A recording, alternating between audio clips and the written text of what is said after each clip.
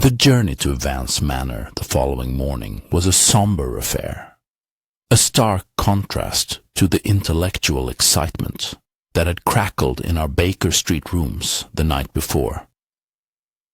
The persistent London fog had given way to a relentless dreary drizzle that streaked the windows of our hired carriage and turned the passing countryside into a watercolor painting of muted greens and browns. The rhythmic clopping of the horses' hooves on the wet road and the gentle creak of the carriage were the only sounds that accompanied our thoughts as we travelled deeper into the heart of Surrey. Holmes, for his part, was a coiled spring of potential energy. He sat opposite me, his chin sunk to his chest, his eyes closed, but I knew he was not sleeping. His mind was already at Vance Manor, sifting through the scant details Lady Vance had provided, arranging them into patterns and formulating theories. He had brought with him his large magnifying glass, a tape measure, and a small valise containing various chemical vials and testing apparatus. He was a scientist preparing for an experiment, a hunter on the scent of his prey. As for myself, I found my thoughts drifting back to our client, Lady Eleanor Vance. Her fear had been palpable, a living entity in our rooms. But beneath the fear, I had sensed a current of something else, a steely resolve that was at odds with her delicate appearance. Holmes was right. She was holding something back. The question was, what and why? Was it to protect her husband's reputation or her own? After nearly 2 hours of travel, the carriage turned off the main road and onto a long, winding drive flanked by ancient, gnarled oak trees. Their bare branches clawed at the grey sky like skeletal fingers, and the thick, overgrown grounds that stretched out on either side of us spoke of a neglect that was more than just financial. There was a palpable sense of decay about the place, a feeling that its best days were long behind it. Vance Manor itself finally came into view, a sprawling Elizabethan mansion of dark stone and timber. It was an imposing structure with mullioned windows that stared out like vacant eyes, and a host of tall, ornate chimneys that reached towards the heavens. In its heyday, it must have been a magnificent sight, a testament to the wealth and power of the Vance family. Now, however, it seemed to brood under the weeping sky, a place of secrets and shadows. As our carriage rolled to a stop on the gravel drive, the great oak front door swung open, and a man who could only be the butler appeared. He was tall and thin, with a face etched with worry, and he wrung his hands nervously as we alighted from the carriage. "Mr. Holmes, Dr. Watson?" he asked, his voice a reedy tenor. "Lady Vance is expecting you. I am Fletcher, the butler." "Indeed," Holmes said, his eyes already scanning the front of the house, his gaze sharp and penetrating. "We are here to assist in any way we can, Fletcher, but first I must see it." "See what, sir?" Fletcher asked, a look of confusion on his face. "The crimson shadow, of course," Holmes replied, his voice tinged with impatience. "The one painted on this very door. Do not tell me it has been washed off." "No, sir," Fletcher said, shaking his head. "Her ladyship insisted it remain untouched, awaiting your inspection. It is unsettling, to say the least. A vulgar defacement of a noble house." He stepped aside, and there it was. Even having seen the drawing, I was unprepared for the visceral impact of the real thing. The symbol, a stark, elongated shadow, was painted in a crude, almost brutal fashion across the dark, weathered oak of the door. The color was a deep, disturbing crimson, the color of dried blood. It was a raw, primitive mark, a deliberate violation of the house's dignity, and it seemed to pulse with a malevolent energy. Holmes produced his magnifying glass and began his examination immediately, his usual disregard for social niceties on full display. He knelt on the damp stone steps, his face inches from the painted symbol, his eyes darting back and forth, taking in every detail. "The paint is of a common variety," he murmured, more to himself than to me. "Likely purchased from any number of local suppliers. The brush, however, is of a finer quality than one might expect for such crude work. See here, Watson," he said, pointing with the tip of a long, slender finger. "The bristles are soft, the strokes even and controlled, despite the primitive nature of the image. Our artist is not some common ruffian with a pot of paint. He is a man of some precision, some deliberation."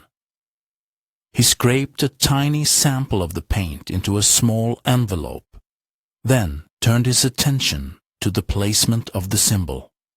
"And note the position, Watson. It is not in the center of the door, but slightly to the left, at eye level for a man of average height. It is meant to be seen, to be confronted, the moment one approaches the house. It is a personal statement, a direct address." After a few more moments of intense scrutiny, he rose to his feet, a look of grim satisfaction on his face. "Very well. The outdoor exhibition is concluded. Now, let us proceed to the indoor theater of this little drama. Fletcher, lead the way.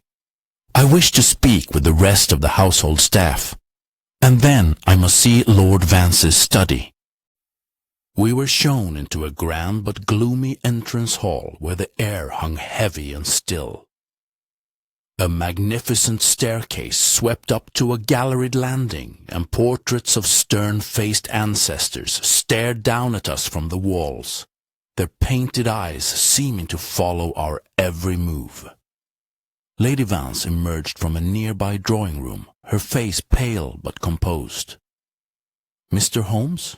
she said, her voice a mixture of relief and anxiety. "Thank you for coming so promptly." "The promptness of the physician is of little use if the patient is already beyond saving, Lady Vance," Holmes replied, his tone blunt but not unkind. "I must work quickly. I understand from Fletcher that there are other members of your staff who may have information. I would like to speak with them now." Over the next hour, we interviewed the household staff in the cavernous, chilly drawing-room. The nervous butler, Fletcher, could add little to what we already knew, other than to confirm Lord Vance's regular habits and his own growing sense of unease in the house. The maid, a young woman named Sarah with frightened, darting eyes, was even less helpful. She was clearly terrified, her hands twisting in the fabric of her apron, and she seemed to know nothing beyond the gossip of the servants' hall. It was the groundskeeper, a grizzled, weather-beaten man named Thomas, who provided the first real piece of new information. He was a man of few words, but his testimony was clear and direct. "I saw him, sir," he said, his gaze fixed on a point somewhere beyond Holmes's shoulder. "The shadowy fellow. Twice. The first time, like I told her ladyship, he was by the trees at the edge of the woods, too far to see a face. But the second time, that was different." "Different how?" Holmes prompted, leaning forward in his chair, his attention fully engaged. "It was 3 nights ago," Thomas continued, his voice low and gravelly. "The night before the master went away. I was doing my final rounds, checking the greenhouses, when I saw a light in the master's study. That wasn't unusual, him being a late worker. But then I saw the figure again, closer this time. He was standing on the lawn, just beyond the reach of the light from the study window, looking up at it. He was tall, like I said, and thin. And he was wearing a long dark coat and a wide-brimmed hat that hid his face. "Did you challenge him?" I asked. Thomas shook his head. "I'm a groundskeeper, Doctor. Watson, not a soldier." There was something about him, a stillness, a purpose. It wasn't my place to interfere. I thought perhaps he was a guest of the master's, someone he was expecting. "And did you see him leave?" Holmes asked. "No, sir," Thomas replied. "I finished my rounds and went back to my cottage. But when I looked back at the house, the light in the study was out, and the man was gone." Holmes thanked the groundskeeper for his testimony and dismissed him. When the door had closed behind him, Holmes turned to me, a thoughtful expression on his face. So, our shadowy figure was observing the study on the very night Lord Vance disappeared, he mused. It seems increasingly likely that the two events are connected. Now, Watson, it is time to see the room for ourselves. Lady Vance, if you would be so kind as to show us to your husband's study. She led us down a long, drafty corridor to a heavy oak door at the back of the house. "I have left everything exactly as it was," she said, her hand trembling as she turned the key in the lock. "As you instructed." The study was a large, handsome room, lined from floor to ceiling with bookshelves. A massive mahogany desk stood in front of a tall window that overlooked the gardens, the same window the groundskeeper had seen illuminated. The room was, as Lady Vance had described, impeccably neat. Papers were stacked in orderly piles on the desk. A pen stood upright in its holder, and an armchair was pushed back as if its occupant had just risen. But to Holmes, the room was not neat. It was a canvas of clues, a story waiting to be read.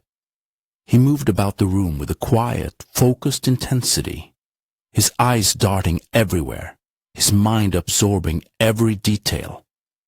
He examined the papers on the desk, the books on the shelves, the ashes in the fireplace. He ran his fingers along the window frame, his expression unreadable. "The window is unlocked, as you said, Lady Vance," he observed, his voice low, "and there are faint scratches on the latch, almost invisible to the naked eye. Someone has forced this lock, and recently, but they were skilled, careful not to leave any obvious signs of entry." He then turned his attention to the desk. He picked up the pen, sniffed its nib, and examined the inkwell. He leafed through the papers, his eyes scanning them with incredible speed. They appeared to be business documents, estate accounts, and correspondence related to local affairs. Nothing seemed out of the ordinary. I, in the meantime, conducted my own, less scientific, examination of the room. My focus was drawn to the more personal items. A photograph on the mantelpiece showed a handsome, smiling man in his late 40s, presumably Lord Vance, with his arm around a younger, radiant Lady Vance. On a side table, a half-finished game of chess was laid out, the pieces frozen in mid-battle. It was a room that spoke of a quiet, intellectual life, a life that had been violently interrupted. "Holmes," I said, "what do you make of this?" "It seems so normal, so peaceful." "That is the illusion, Watson," he replied, without looking up from his examination of the desk. "The illusion of normality is the most effective camouflage of all.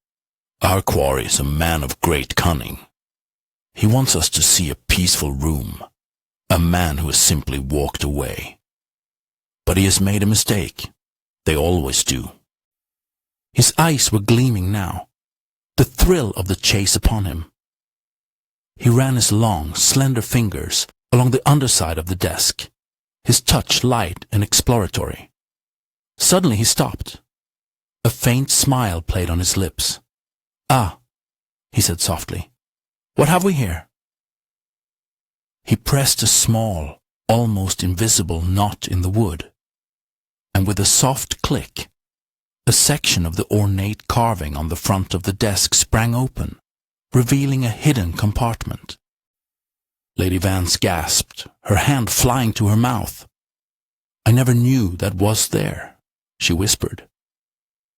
Inside the compartment lay a single folded letter. Holmes carefully extracted it with a pair of tweezers from his valise and unfolded it on the desk. The paper was of a fine quality, but the handwriting was rough, almost crude. The message was short and chilling. "The debt is due," it read. "The shadow falls on the house of Vance. We are coming for what we are owed. Your time is at an end." There was no signature, only a small, crudely drawn symbol at the bottom of the page, a crimson shadow.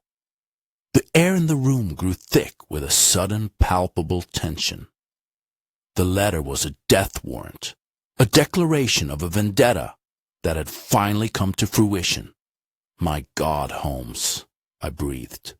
"What is the meaning of this?" "It is the meaning of everything, Watson," he replied, his voice grim. "This is not a kidnapping for ransom. This is a matter of revenge.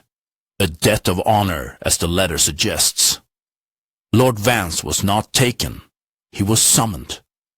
And I fear he went to his fate willingly, perhaps in an attempt to spare his family from the consequences of some past transgression." He turned to Lady Vance, his eyes softening with a hint of pity. "Lady Vance," he said, his voice gentle but firm, "the time for secrets is over. You must tell me what you know of this. What debt does this letter refer to? What did your husband do to incur the wrath of this secret society?" Lady Vance sank into a nearby chair, her face ashen. The carefully constructed wall of composure she had maintained had finally crumbled, and the truth, or at least a part of it, came tumbling out. "It was before I knew him," she began, her voice a choked whisper. "Years ago, when he was a young man. He was an officer in the army serving in India. He never spoke of it in detail, but I know something terrible happened there. Something that shamed him, that haunted him for the rest of his life." She looked up, her eyes pleading for understanding. "He told me once, in a moment of weakness, that he had made a mistake, a terrible error in judgment that had cost men their lives. He said he had been betrayed by a fellow officer, that he had been made a scapegoat. But he would never tell me more. He said it was a burden he had to bear alone." "A secret society," Holmes mused, his eyes distant. "A debt of honor, a military past. The pieces are beginning to fit, Watson. Lord Vance was part of a group, a brotherhood of some kind.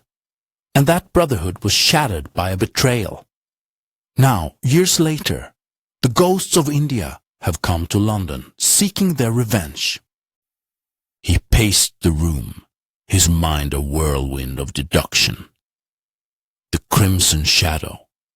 It is their emblem, their standard. They are a vengeful cohort, bound by a shared grievance. And Lord Vance, it seems, was one of their targets. Perhaps the first of many." As he spoke, my eyes were drawn to a small framed map of India on the wall, a relic of Lord Vance's military service. It was a detailed map of the Northern Territories, with several locations circled in red ink.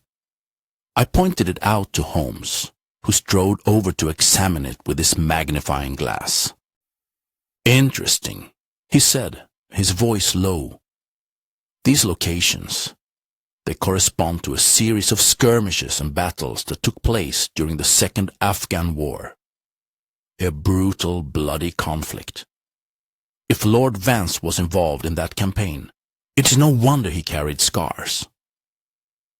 He was about to say more when a sudden scream from the hallway shattered the quiet of the house. It was the maid, Sarah, her voice shrill with terror. We rushed out of the study to find her standing at the foot of the grand staircase, her face white with shock, her finger pointing up towards the galleried landing. Up there, she stammered, her voice barely a whisper, in her ladyship's dressing room, on the mirror. Holmes and I exchanged a look, and without a word, we bounded up the stairs, taking them two at a time. We found Lady Vance's dressing room, a feminine space of silk and perfume, in a state of disarray. Clothes had been pulled from the wardrobe, and jewelry boxes lay open on the dressing table. But it was the mirror that held our attention, that froze the blood in our veins. There, scrawled across the silvered glass, in the same horrifying blood-red paint, was the symbol of the crimson shadow. It was larger this time, more menacing, a brutal slash of color that seemed to mock the elegance of the room. But it was what was written beneath it that was truly chilling. A single word, a name, a promise of what was to come. Moran. The name meant nothing to me, but I saw a flicker of recognition in Holmes's eyes, a sudden, sharp intake of breath. He stared at the name, his face a mask of grim understanding. The intruders had not only taken Lord Vance, they had invaded the most personal spaces of his home. They had left their mark not just on the door, but in the heart of the house, a clear and terrifying message to Lady Vance. They are growing bolder, Watson, Holmes said, his voice a low, dangerous growl. This is no longer just a warning. It is a direct threat. They are closing in, tightening their net, and they have left us a name, a thread to pull on. He turned away from the mirror, his eyes burning with a cold, righteous anger. The game has taken a new, more perilous turn. We are no longer just investigators. We are participants. And I fear that before this is over, more than just shadows will be painted in crimson.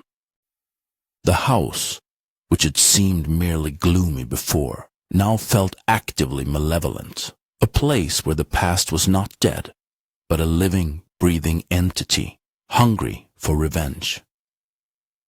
The crimson shadow was no longer just a symbol. It was a promise of violence, a mark of death that had now been placed upon the house of Vance. And as we stood there, in the violated sanctity of Lady Vance's dressing room, I knew that we were in a race against time, a race to uncover a dark secret before it consumed everyone involved. The shadow had fallen, and the night was just beginning.